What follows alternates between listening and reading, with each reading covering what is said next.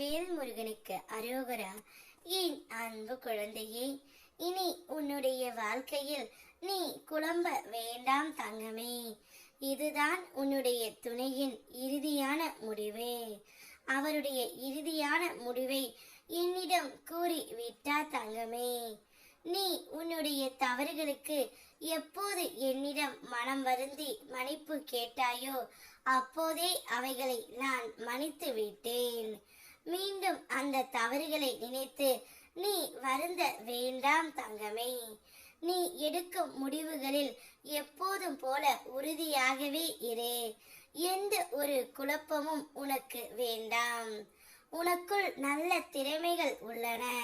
வெளிப்படுத்த சரியான வாய்ப்பு அமையாமல் இருந்து வந்தது. இனி அதற்கான வாய்ப்பு உனக்கு வரும் தங்கமே. மனம் தளராதே. நான் உன்னை கைவிடவில்லை.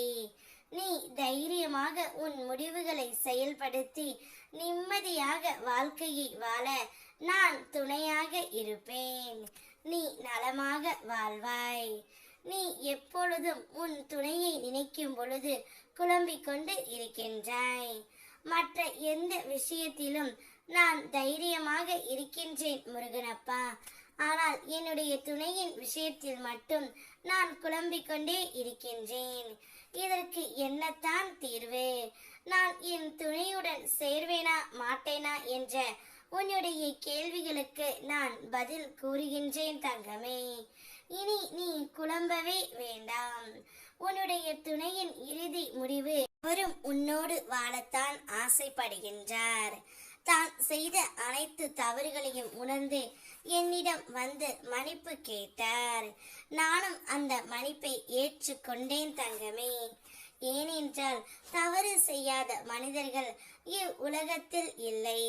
தவறு செய்த பின் அந்த தவறை உணர்ந்து மன்னிப்பு என்ற வார்த்தையை மனதார கேட்டால் அதை ஏற்றுக்கொள்ளும் பக்குவம் நம்மிடத்தில் இருக்க வேண்டும்.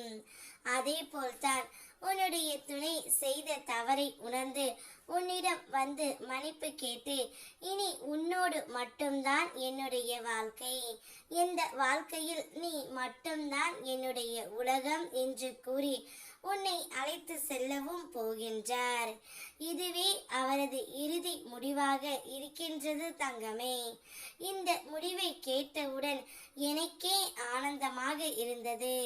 அப்படி என்றால் என்னுடைய குழந்தை எந்த அளவிற்கு சந்தோஷமாக இருக்கும் என்பது எனக்கு நன்றாகவே தெரியும். உன்னுடைய கோரிக்கைகள் அனைத்தையும் நிறைவேற்றி உன்னை சந்தோஷமாக வைத்துக் கொள்வதே இந்த அப்பாவின் ஆசை. சந்தோஷமாக இரு. வெற்றிவேல் முருகனுக்கு அரோகரா.